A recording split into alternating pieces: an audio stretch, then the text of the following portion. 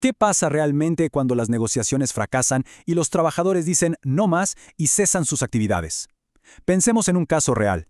Imagínense la compañía papelera Transamericana. Llevaban 2 meses enteros con salarios atrasados.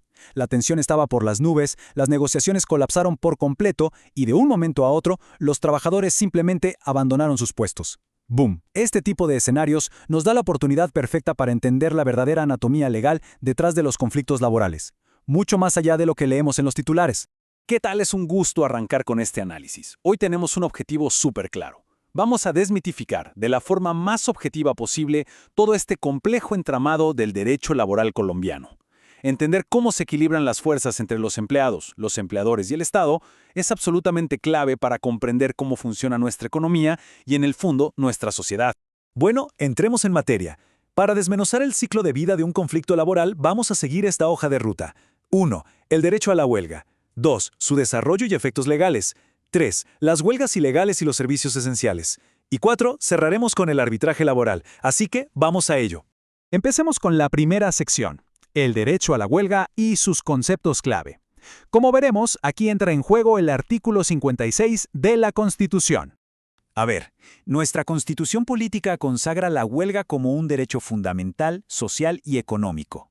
Y el Código Sustantivo del Trabajo, en su artículo 429, la define como una suspensión colectiva, pacífica y temporal del trabajo. Pero ojo aquí, lo realmente fascinante de esta definición es esa pequeña palabrita, temporal. Resulta que la Ley 1210 de 2008 le dio un giro interesantísimo a esto. Legalmente, esa temporalidad se volvió indefinida. Básicamente, la huelga dura hasta que el sindicato o la Asamblea General de Trabajadores decidan levantarla. Tienen muchísimo control sobre los tiempos del conflicto. Ya hay otro detalle increíble en nuestro derecho laboral: las huelgas de solidaridad. Están totalmente protegidas por la sentencia C-201 de 2002 de la Corte Constitucional. ¿Qué significa esto en la práctica? Que cualquier trabajador, esté sindicalizado o no, puede ir a huelga para apoyar a los empleados de una empresa completamente distinta, así como lo oyen. El único gran requisito es que esos otros trabajadores estén llevando a cabo una huelga legal después de haber presentado un pliego formal de peticiones. Es una muestra enorme del reconocimiento legal a la cohesión de la fuerza laboral. Ahora, declarar una huelga no es como presionar un botón y ya. Requiere un procedimiento democrático y súper riguroso. Primero que nada, se tiene que agotar la etapa de arreglo directo. Si eso no funciona, se convoca a la Asamblea General. Y aquí viene el tema de los votos. Si un sindicato agrupa a más de la mitad de los trabajadores, solo necesita la mayoría de votos en su asamblea. Pero si es un sindicato minoritario, las reglas cambian. La ley exige que la huelga sea aprobada por la mitad más uno de absolutamente todos los trabajadores de la empresa. Esto asegura que haya un consenso generalizado. Pasemos a ver cómo evoluciona esto en la vida real.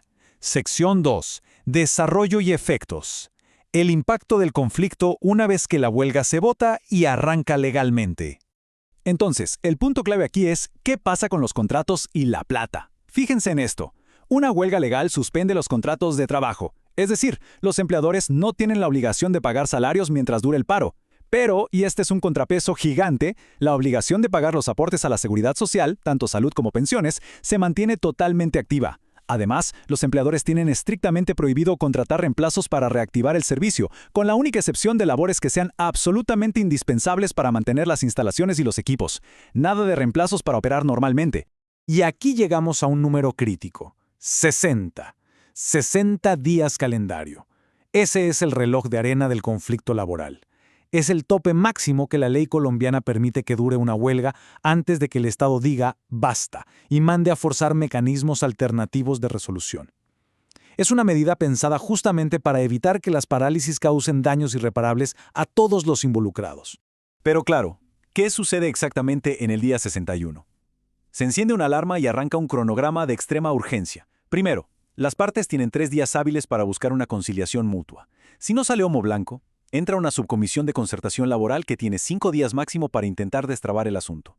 Y si este último esfuerzo también fracasa, ya no hay marcha atrás. Ambas partes deben pedir al Ministerio de Trabajo que convoque un tribunal de arbitramiento. En este punto, la solución sale por completo de las manos de la empresa y del sindicato. Esto nos lleva a la sección 3, huelgas ilegales y límites del derecho. Porque sí, hay momentos donde el derecho a la huelga choca de frente con los derechos de toda la población, y ahí se trazan líneas rojas muy estrictas.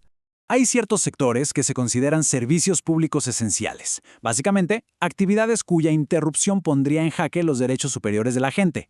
Estamos hablando de la banca central, los servicios domiciliarios, la seguridad social, el transporte, la rama judicial y la explotación petrolera. En estos sectores, la huelga está prohibidísima. Y para aterrizarlo, miremos la historia. Cuando sindicatos como Ferrocarriles de Colombia o la Asociación Azonal Judicial intentaron paralizar sus actividades, se toparon con unas disputas legales tremendas, precisamente por la prohibición explícita que cae sobre estos servicios vitales. Pero prestar un servicio esencial no es lo único que puede volver ilegal una huelga. El artículo 450 nos da toda una lista de causales: saltarse la etapa de arreglo directo, salirse de los tiempos de declaratoria o buscar fines que no sean profesionales. Y, volviendo al caso de la papelera transamericana del que hablamos al inicio, ¿saben por qué la empresa pidió que se declarara ilegal la huelga? No fue por los salarios atrasados, fue porque la protesta dejó de ser pacífica. Empezaron las amenazas contra otros empleados y autoridades, violando así un principio central para que este derecho esté protegido. Finalmente, llegamos a la sección 4, arbitraje laboral, los tribunales especiales. Esta es la salida definitiva cuando el cronómetro de los 60 días se agota o cuando la huelga, de entrada, está prohibida. Y esto ilustra a la perfección de qué va todo el tema. El arbitraje es un mecanismo sumamente regulado, temporal y, hay que decirlo, oneroso. Pero el detalle que lo cambia todo es este. Cuando se trata de conflictos económicos, como por ejemplo un pliego por mejoras salariales, los árbitros tienen prohibidísimo fallar basándose solo en la ley estricta. Para nada. Deben emitir su fallo fundamentándose en la equidad. Tienen que buscar un balance justo y real entre lo que pide el trabajador y la capacidad económica de la empresa. Básicamente hay dos grandes rutas para terminar en uno de estos tribunales.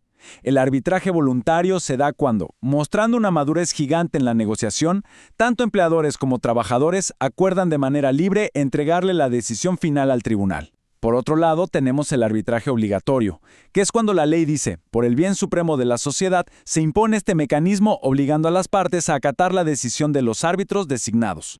¿Y cuáles son esos detonantes del arbitraje obligatorio?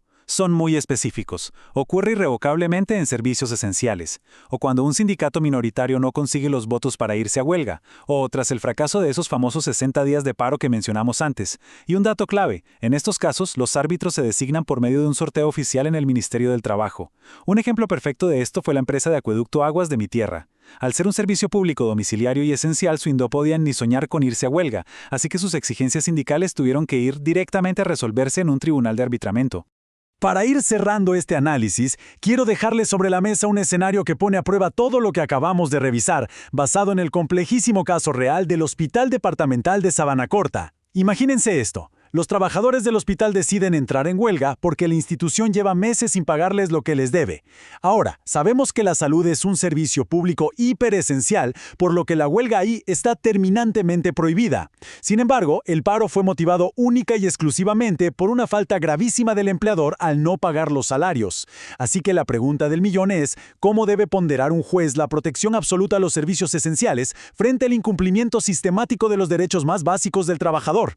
Es un dilema tremendo y provocador que nos demuestra que, en el derecho laboral, el balance entre la equidad y la ley siempre está en constante evolución.